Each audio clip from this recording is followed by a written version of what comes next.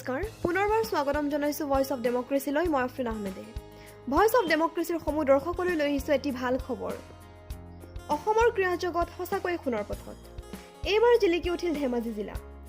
কাৰণ ধেমাজি জিলাৰ তিনি কন্যাই অসমলৈ কঢ়িয়াই আনিছে দুটা সোণৰ লগতে এটি ব্ৰঞ্জৰ পদক কন্যা তিনিগৰাকী হ'ল লক্ষীমাই গগৈ পূজা কুমাৰী গগৈ আৰু সবিতা চেতিয়া যোৱা 26 আগষ্টৰ পৰা 29 আগষ্টলৈ গোৱাত অনুষ্ঠিত হোৱা ৰাষ্ট্ৰীয় ৱাকো ইণ্ডিয়া কিক বক্সিং প্ৰতিযোগিতাত সফলতা অৰ্জন কৰিছে এই তিনিওগৰাকী অসম কন্যাই ধেমাজিৰ মৰিধলৰ পশ্চিম সুবাসী গাঁৱৰ লক্ষীমাই গগৈয়ে 55 কিলোগ্ৰাম শাখাত লাভ কৰিছে সোণৰ পদক আৰু মৰিধলৰ বৰফুকন গাঁৱৰ পূজা কুমাৰী গগৈয়ে 51 কিলোগ্ৰামৰ শাখাত লাভ কৰিছে সোণৰ পদক ইয়াৰোপৰি গোগামুখ লঠিয়া গাঁৱৰ সবিতা চেতিয়াই 58 কিলোগ্ৰাম শাখাৰ প্ৰতিযোগিতাত ব্ৰঞ্জৰ পদক অৰ্জন কৰিছে এই তিনিওগৰাকী কন্যাই অসমবাসীক উৎফুল্লিত কৰি তুলিছে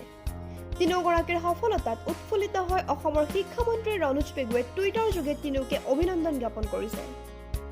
আমাৰ ভয়েস অফ ডেমক্ৰেসিৰ পৰিয়ালৰ তৰফৰ পৰাও এই তিনিওগৰাকী কন্যালৈ আশেষ অভিনন্দন ৰল এয়াই আছিল আমাৰ প্ৰতিবেদন অধিক জানিবলৈ চাই থাকক ভয়েস অফ ডেমক্ৰেসি কাৰণ আপোনালোকৰ সহযোগী আমাৰ কাম্য ধন্যবাদ